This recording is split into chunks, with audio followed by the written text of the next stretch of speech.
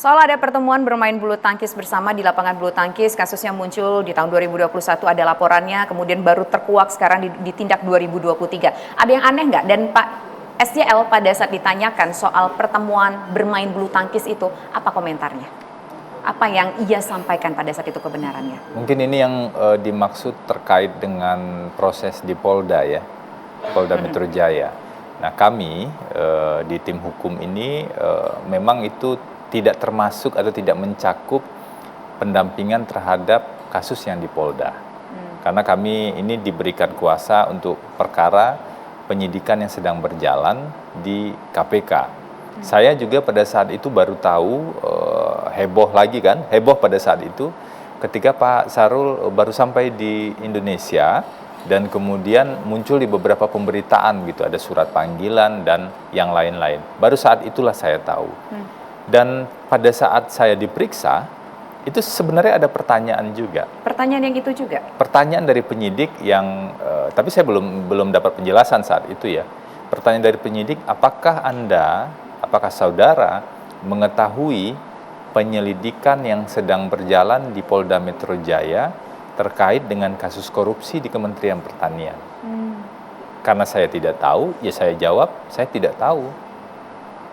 Barulah saya tahu ternyata yang dimaksud adalah yang sekarang sedang heboh-heboh, termasuk ada foto pertemuan dan lain-lain seperti itu.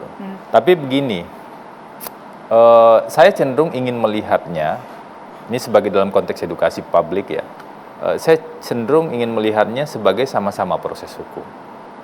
Di satu sisi apa yang terjadi di KPK saat ini, itu adalah proses hukum yang memang harus dijalani. Tapi di sisi lain, apa yang sedang dijalankan oleh Polda ini perlu juga dilihat sebagai sebuah proses hukum. Kalau dia berjalan misalnya dalam gambaran visual sederhana, kalau dia berjalan secara paralel, jangan sampai kemudian ada pihak-pihak yang membuat ini saling silang sengkarut. Ini bakal saling silang sengkarut nggak? Karena nih ada kasus di Polda, kasus di KPK, kemudian kasus pra-peradilan. Kalau kasus di Polda berjalan, misalnya sampai berjalan secara maksimal, ada pihak di KPK yang kemudian jadi tersangka, misalnya begitu ya, itu tidak akan menggugurkan keputusan kelembagaan yang sudah dilakukan oleh KPK. Karena pimpinan KPK itu kan kolektif, kolegial. Tidak akan menggugurkan keputusan kelembagaan, kecuali nanti misalnya ada putusan pra-peradilan, itu lain hal ya. Itu proses yang sama lah untuk seluruh perkara. Tapi ajakan ke publik sebenarnya dalam kacamata hukum, mari kita lihat ini sebagai sama-sama proses hukum yang berjalan yang mesti dikawal. Dikawal dalam artian begini ya, bukan dikawal dalam artian penghakiman sebelum putusan pengadilan. Jadi keliru juga kita kalau melakukan penghakiman terhadap kasus apapun. Karena kita sudah belajar banyak ya di beberapa kasus, kalau ada over judgment yang beredar di publik, itu dapat atau riskan untuk mempengaruhi keputusan hukum, dan itu merugikan sekali hak-hak orang yang belum tentu mungkin bersalah. Jadi mengawal dalam artian betul-betul mengawal apakah ini bisa on the track atau tidak. Lebih dalam konteks. Ada unsur penghakiman nggak untuk kasus klien Anda, Mas Febri? Saya tidak ingin membuat penghakiman atas penghakiman begitu ya. Tapi saya ingin mengajak kita semua. Tapi saya lihat sekarang relatif, kalau pemberitaan di media ya, saya melihat relatif berimbang melihat di dua sisi ini. Gitu kan.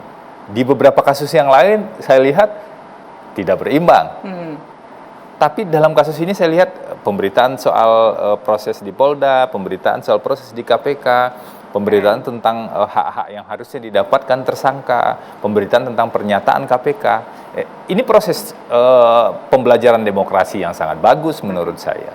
Sepanjang tidak tergoda untuk menggunakan kekuatan publik. Saya tuh penasaran banget, Mas Febri itu sempat kan ketemu sama Pak SJL, mungkin mengkonfirmasi juga, walaupun Mas Febri nggak mengurusi kasus yang di polisian, tapi sempat nggak menanyakan ataupun mendapat informasi dari Pak SJL, apakah betul memang pada saat itu ada diminta sejumlah uang tertentu dari pihak KPK oleh pimpinan KPK kepada Pak SJL, meskipun pimpinan KPK ini sudah memberikan klarifikasinya. Apa yang disampaikan Pak SJL?